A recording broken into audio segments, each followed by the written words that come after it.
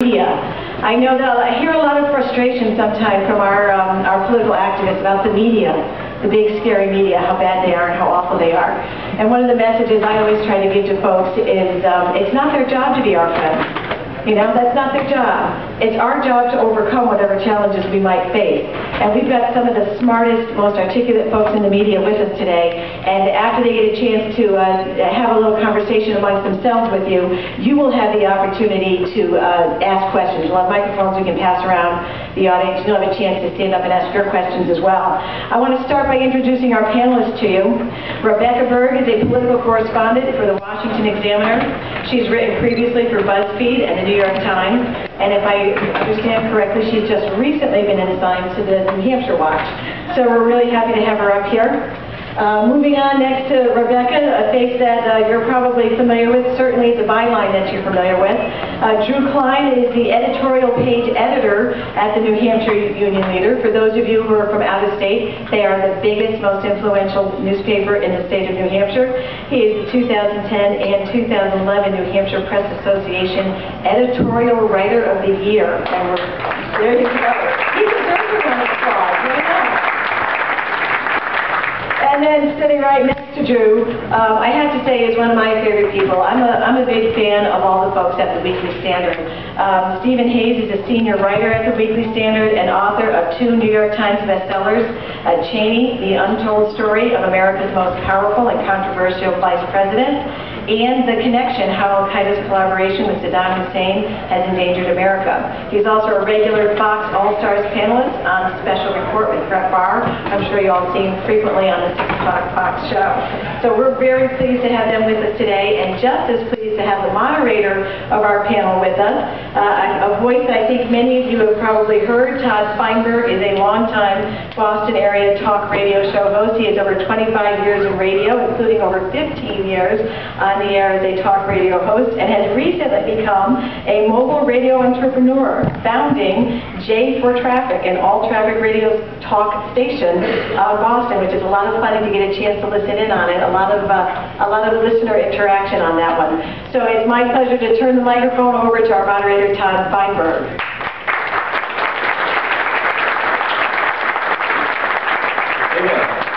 How's everybody?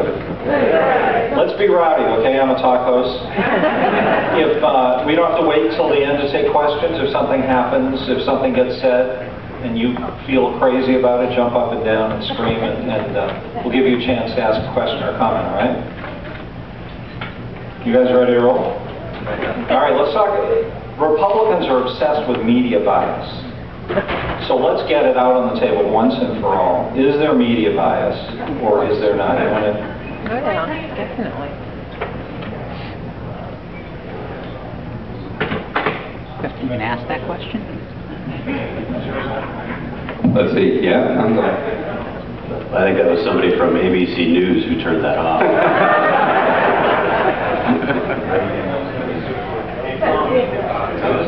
Hello? Oh. I'm paying for that microphone. Okay, media bias. Is there media bias? Yeah. And if so, what is it? Sure. Well, Do they love Republicans better or Democrats? I'd say it depends on the media. Okay. Certainly there are places that favor Republicans, places that favor Democrats as part of their brand. But I think sometimes media bias, when we're talking about basically non-partisan outlets, I think it tends to be overstated. This idea that all media or members of the media have some sort of agenda to favor a certain party, I think that's really giving us too much credit altogether. A lot of times we're just doing the best we can to report a story, and the way it turns out is the way it turns out, and it's not some part of some grand conspiracy. So there's certainly, everyone has their personal bias. I think one of the biggest biases in media that goes unnoticed or understated maybe is actually just an East Coast urban bias. I think a lot of times rural areas that tend to be more Republican get overlooked because a lot of the reporters reporting on political stories come from big cities, come from the East Coast, were educated at liberal universities, and so that's where you see a lot of that bias. I heard that word liberal. She said liberal. Drew, what do you think? I get asked this question a lot because I write for an editorial page that's conservative in a newspaper that's a straight newspaper. So people are always saying the conservative union leader, when really it's the union leader with a conservative editorial page. And people are always asking me, I mean, that's the way it is, right? I mean, most of your papers, I mean, people always point to the Washington Post or the New York Times or these big papers, but most newspapers out there are much smaller. Most reporters who go into the business, too many Republicans think there's a conspiracy, right? That the media get together to hurt Republicans and conservatives, which is baloney. It's a bias, it's a self-selection bias. Business schools are biased towards conservatives and Republicans.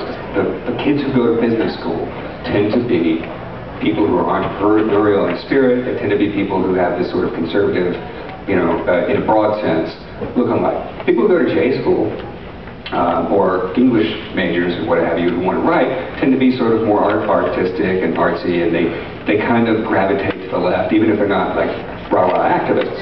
So it's not the fact that there's this conspiracy where everybody in the newsroom is plotting at the budget meeting every morning how we're going to screw Republicans. It doesn't work that way.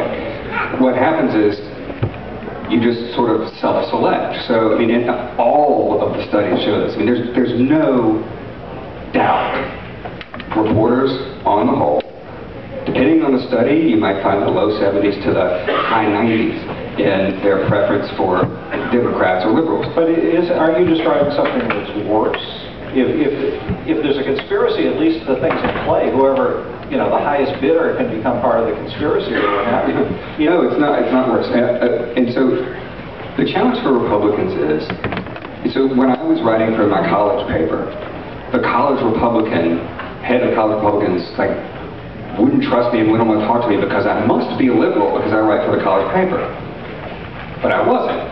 But if you go into an interview, if you're a candidate, if you're an activist, what have you, and you go into it with an adversarial mindset that this person must be a liberal because they write for the paper, you're already defeating yourself.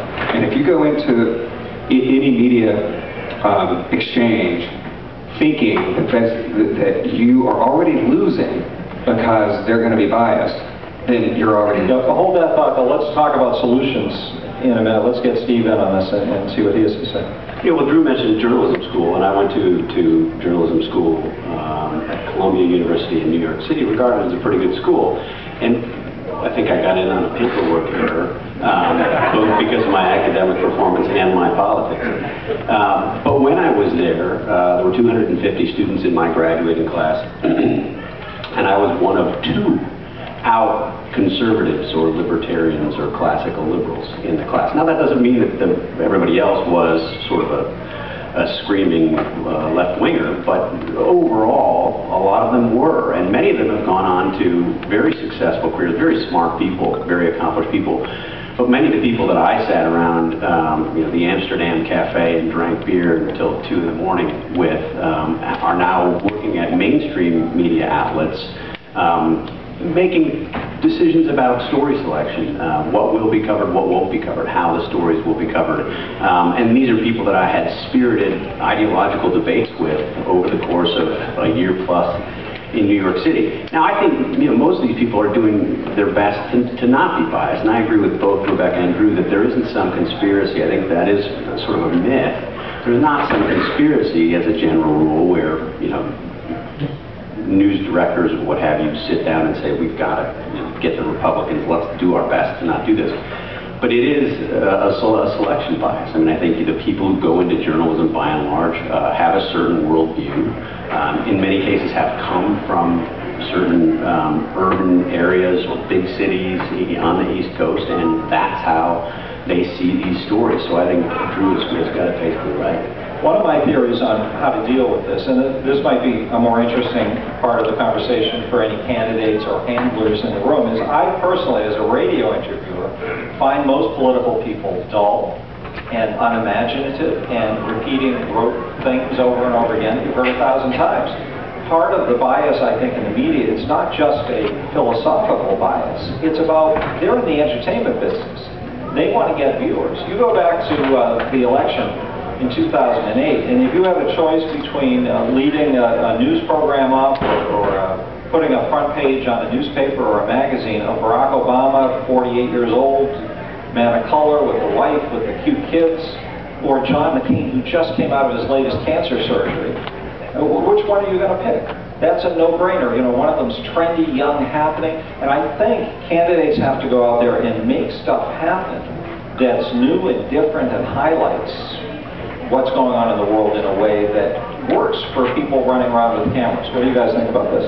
Well, it's a good point, and I think if you're running political operations, it sort of cuts both ways, because on the one hand, you want to present your candidate as the most effective and interesting and warm, personable candidate in the race or in the field, what have you. On the other hand, you know that reporters, this is true of reporters who report for mainstream outlets and reporters who report for conservative outlets as well, are looking for that something new. And so the more you allow your candidate to be him or herself, the more you open yourself up for potential mistakes, for misinterpretation, for reporters to take, you know, a nugget of information and make a big story out of something that's not your message of the day. But I just want them to learn to take that. It can be practiced and rehearsed and memorized, but don't have it be the same sentence that everybody else is. Yes, I hate practiced and rehearsed and memorized. I am a total sucker for authenticity, and you know, when I spend time interviewing candidates, I always end up, even people who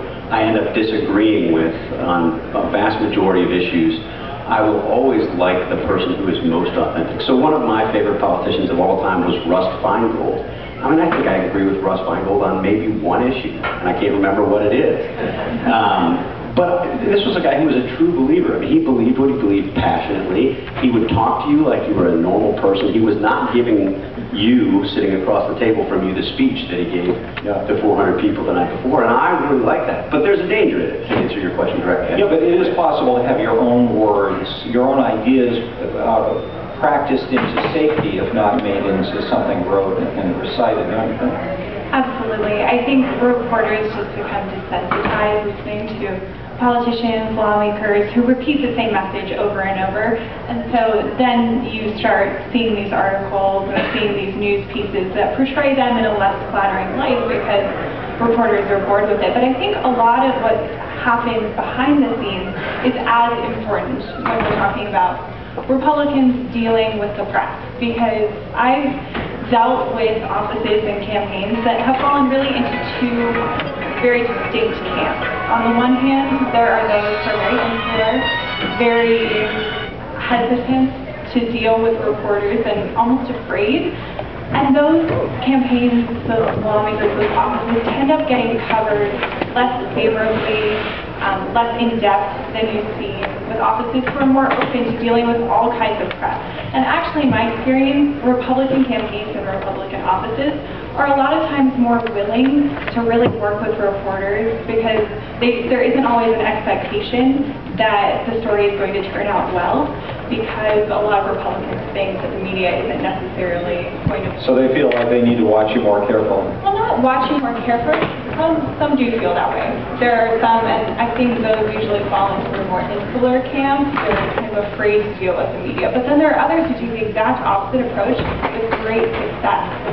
Instead, they just reach out to you and embrace you and tell you everything about how their campaign or their office works. And I think that's very effective. If you just, as Republicans, take the time to explain positions to reporters, just like be accessible. Be accessible, just like you would to any voter, any person. And I think that also falls in line with office. Thank you, Rebecca.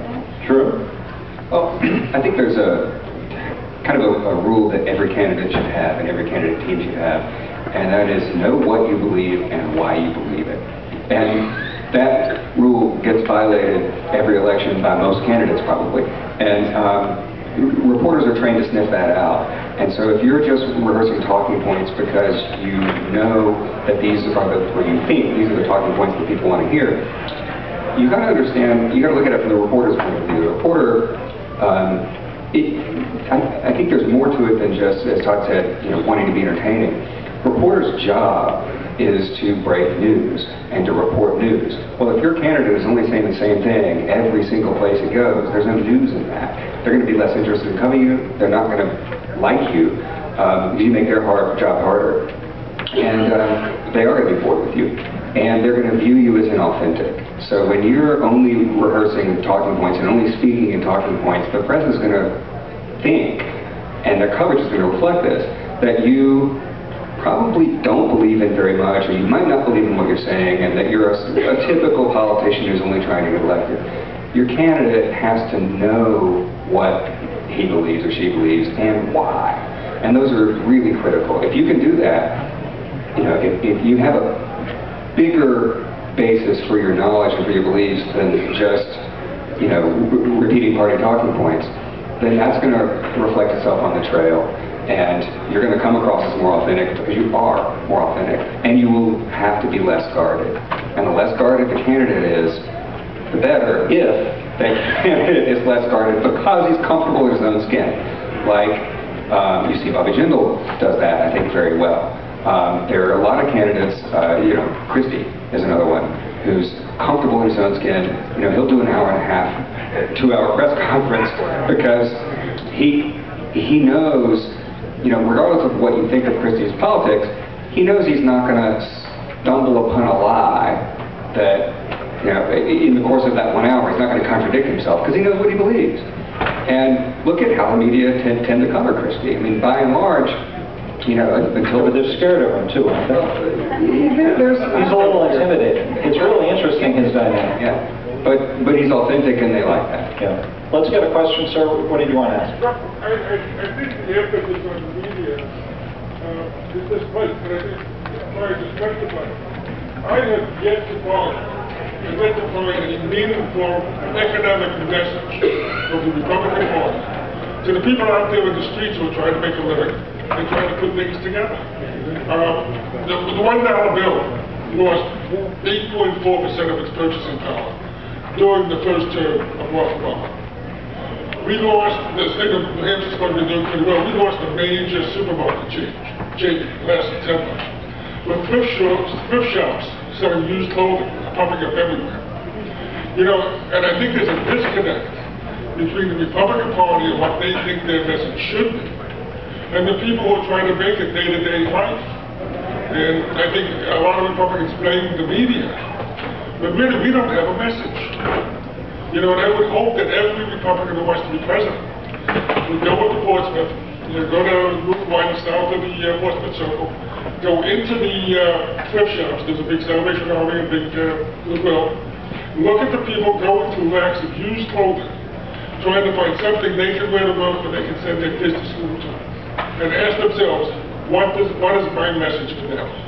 All right, is part of this a structural problem that Democrats are in the business of taking our money and then giving out to voters, and Republicans are in the business of saying no to some extent? Does that make it structurally harm? Well, first, I would like to acknowledge that that's a very good point that you've just made, because this is actually reflected in many polls that Americans feel Republicans are out of touch with them and don't understand their problems. There was a Washington Post poll last month that showed 2/3 of Americans think Republicans are out of touch with the American people and their problems, and 4 out of 10 Republicans in this poll said that their party was out of touch with the concerns of average Americans.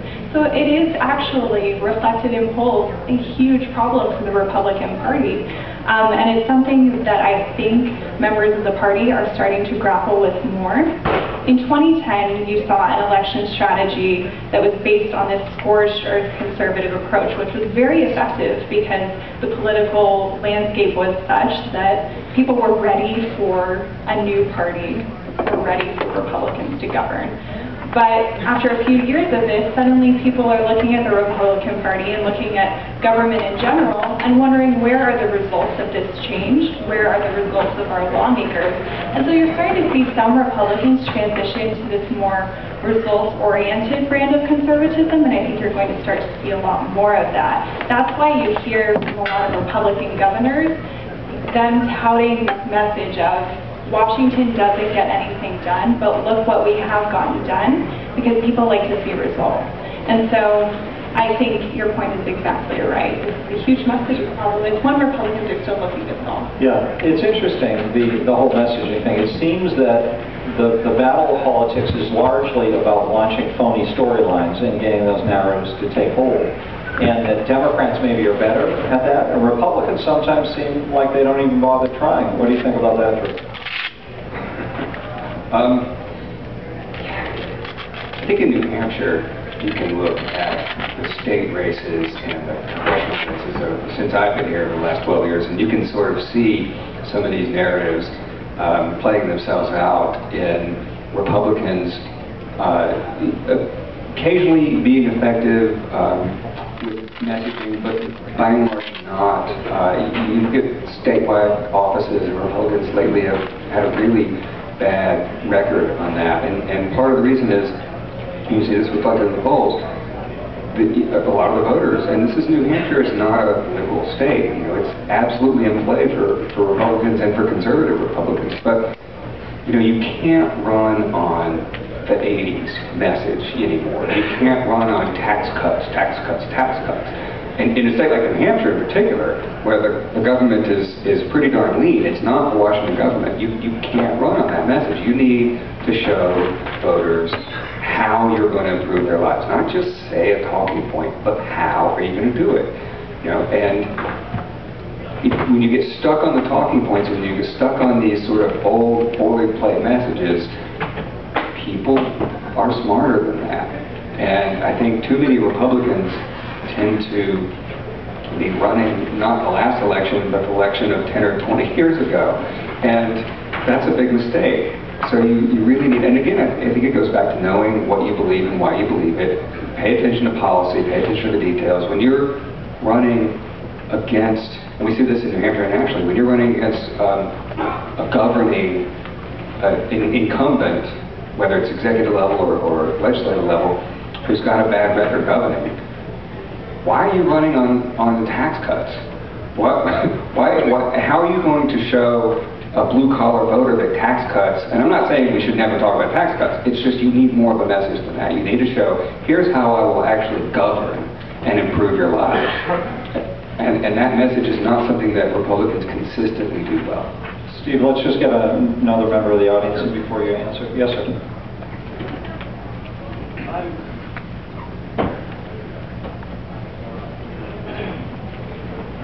I'm actually a little amazed at what I'm hearing, in the sense that we started out by asking if there was media bias, and to me that was a very easy question. I think there's a tremendous amount of media bias, and I'll give you a simple example. This week, in the Florida election, won by a Republican who hardly had any backing, against a Democrat who had a great deal of backing, and that was not reported by a single major media. Yeah, but I think we largely agreed there was media bias. We were basically parsing the motive. How about on this portion that we're discussing right now in terms of what people can do to, given that there's media bias, what do candidates do to adjust? And what are some things that Republicans are doing wrong in terms of dealing with the media? I think that Republicans are letting the media define us. When you say you can describe Barack Obama as a young man, very hip with a young family versus the man with cancer.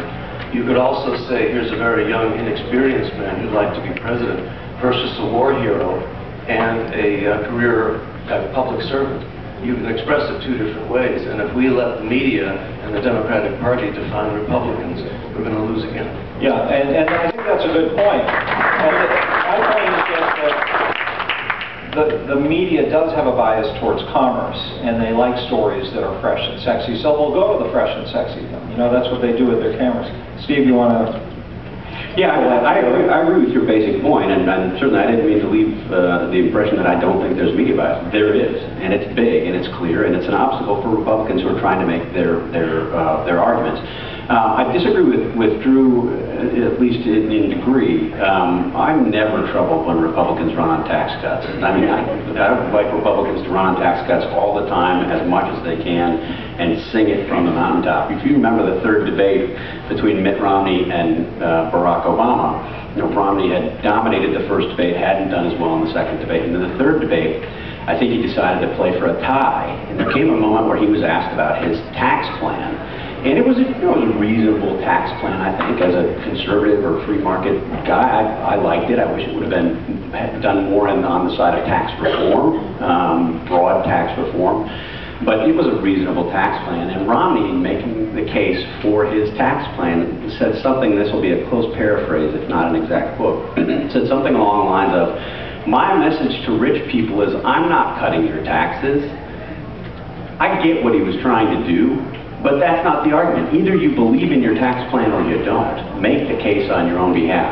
Just to speak to the question that Todd posed directly, I think one of the things Republicans don't do, and we are seeing this right now, we are in the middle of this right now, is Republicans and Republican candidates often want to take their message via traditional means, the way that it's always been done. So on the one hand, you have Republicans griping that the media treat them unfairly. On the other hand, they don't do much about the media treating them unfairly and taking their message around this mainstream media. And you saw President Obama do this, I don't know if you want to call it a skit or a pseudo-interview or whatever you have it, with Zach Galifianakis, This Between Two Ferns, which is this funny show that has a cult-like following. And what was the response from Republicans? It was to mock the president. I mean, this is true across the board. This is true of commentators. This is true of Republican office holders. To mock the president for going and doing that. It was beneath the office of the presidency. Now, I'd love to have a long, involved debate about whether the president should be doing those things. And I imagine I'd probably end up where most conservatives do on that question. But as a matter of plain fact, he's reaching out to low-propensity voters who Republicans are ignoring. So Barack Obama does an interview today with Ryan Seacrest, and you can already see on Twitter people are guffawing about, Ryan Seacrest, that's great, what is a president? Look, it's smart. He's talking to people Republicans aren't talking to. You want to look back at the results of the 2012 presidential election? That's one of the reasons he won.